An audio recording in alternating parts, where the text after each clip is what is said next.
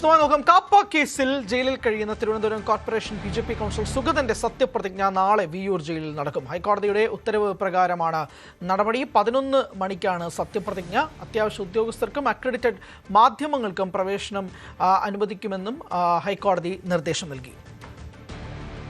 ഡാനിയുണ്ട് വിശദാംശങ്ങളുമായി.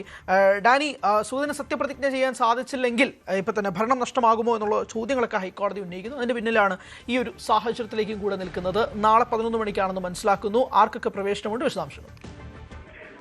വിയ്യൂർ ജയിലിലുള്ള സുഗതനെ സത്യപ്രതിജ്ഞ ചെയ്യാനുള്ള സൗകര്യം ഒരുക്കാനാണ് കോടതി നിർദ്ദേശിച്ചിട്ടുള്ളത്.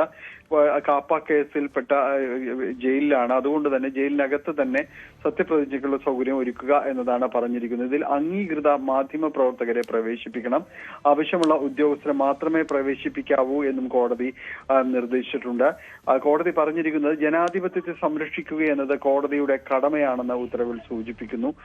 ജനാധിപത്യത്തിൽ ജനകീയ കൽപ്പന മാനിക്കപ്പെടണമെന്ന് ഹൈക്കോടതി പറയുകയുണ്ടായി. ഏതായാലും ഇപ്പോൾ BJPക്ക് ഉണ്ടായിരിക്കുന്ന ഒരു വലിയ പ്രതിസന്ധി മറികടക്കാനായിട്ട് സാധിച്ചിരിക്കുന്നു എന്നത് തന്നെയാണ് ഇതിൽ വ്യക്തമാകേണ്ടത്. ഇതിൽ കഴിഞ്ഞ ദിവസങ്ങളിലാണ് ഇതുമായി ബന്ധപ്പെട്ടുകൊണ്ട് കോടതി സർക്കാരിനോട് അഭിപ്രായം ആരാഞ്ഞത്. ഇദ്ദേഹത്തിന് സത്യപ്രതിജ്ഞ ചെയ്യാനുള്ള സൗകര്യങ്ങൾ സംബന്ധിച്ചുള്ള കാര്യങ്ങൾ ഏത് രീതിയിലാകാം എന്നത് ചോദിച്ചിരുന്നു. എന്നാൽ കാപ്പ കേസിൽ കാപ്പ ചുമത്തപ്പെട്ട ഒരു പ്രതിയാണ് ഇതെന്ന് ഡയറക്ടർ ജനറൽ പ്രോസിക്യൂഷൻ കോടതി അറിയിച്ചു. ഒരു കാരണവശാലും അതിൽ ഭരണഘടനാ പ്രകാരം തന്നെ ഇത് അനുശാസിക്കുന്നില്ല. പുറത്തേക്ക് പോയി സത്യപ്രതിജ്ഞ അടക്കമുള്ള അല്ലെങ്കിൽ ഇതുപോലുള്ള മറ്റെന്തെങ്കിലും കാര്യങ്ങൾക്കോ ഒന്നും തന്നെ അനുവദിക്കുകയുമില്ല.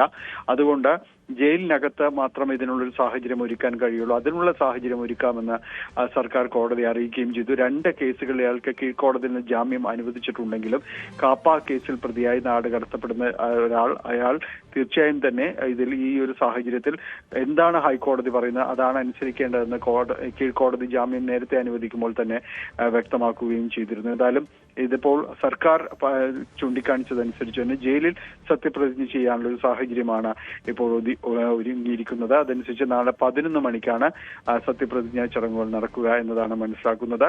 ഇതിൽ അക്രഡിറ്റഡ് മാധ്യമ പ്രവർത്തകർ അതോടൊപ്പം തന്നെ ആവശ്യമുള്ള ഉദ്യോഗസ്ഥർ എന്നിവർക്ക് ഈ ചടങ്ങിൽ പങ്കെടുക്കാൻ സാധിക്കും.